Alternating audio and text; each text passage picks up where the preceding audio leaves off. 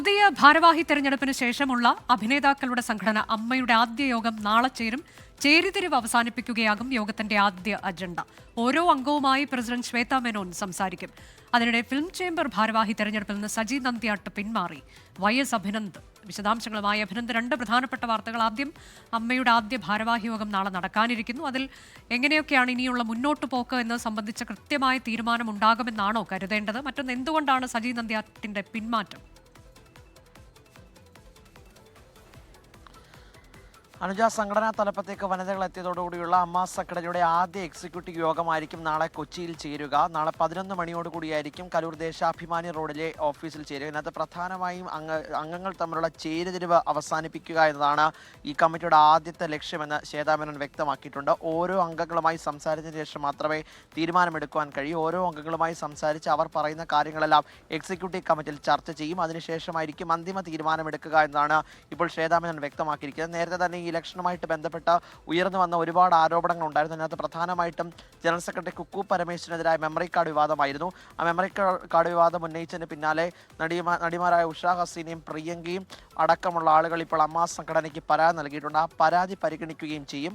Memory card വിവാദം എന്തുകൊണ്ട് ഇപ്പോൾ ഉണ്ടായി, 2018 നടന്ന സംഭവം അത് ഇപ്പോൾ ഇലക്ഷൻ അടുത്ത ഘട്ടത്തിൽ എങ്ങനെ ഉണ്ടായി എന്നടക്കമുള്ള കാര്യങ്ങളിൽ വ്യക്തത വരുത്തുക എന്നാണ് കാര്യം. അതോടൊപ്പം തന്നെ ഈ സംഘടനയുമായിട്ട് ബന്ധപ്പെട്ട കുറേയധികം ചികിത്സാ സഹായങ്ങളൊക്കെ മുടങ്ങിക്കിടക്കുന്ന അവസ്ഥയുണ്ട്. അതൊക്കെ തന്നെ ചർച്ച ചെയ്യും. ഒപ്പം തന്നെ കൈനീട്ട പദ്ധതി പുനരാരംഭിക്കുമെന്നും ഇപ്പോൾ ശ്വേത മേനോൻ വ്യക്തമാക്കിയിട്ടുണ്ട്. ഉച്ചയ്ക്ക് ശേഷമായിരിക്കും ഈ എക്സിക്യൂട്ടീവ് കമ്മിറ്റിക്ക് എന്തൊക്കെയാണ് അജണ്ട എന്നുള്ള സർക്കുലർ പുറപ്പെടുവിക്കുക. സന്തോഷ് കീഴാറ്റൂറും അൻസിബ ഹസൻ ഇവർ രണ്ടുപേരും അമ്മ ഭാരവാഹികളാണ്.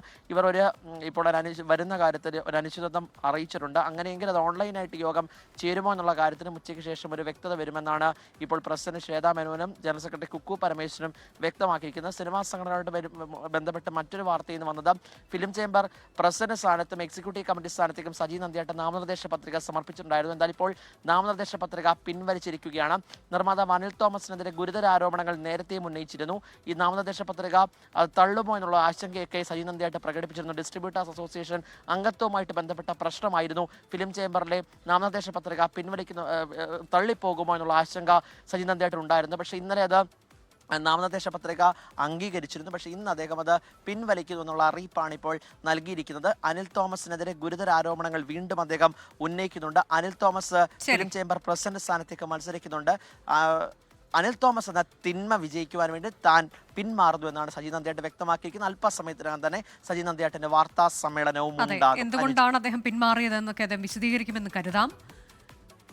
ഫിലിം ചേംബർ ഭാരവാഹി തെരഞ്ഞെടുപ്പിൽ നിന്നാണ് സജി നന്ദ്യാട്ട് പിന്മാറിയത്. അതിനിടെ പുതിയ അമ്മ ഭാരവാഹികളുടെ യോഗം, ആദ്യ യോഗം നാളെ നടക്കും.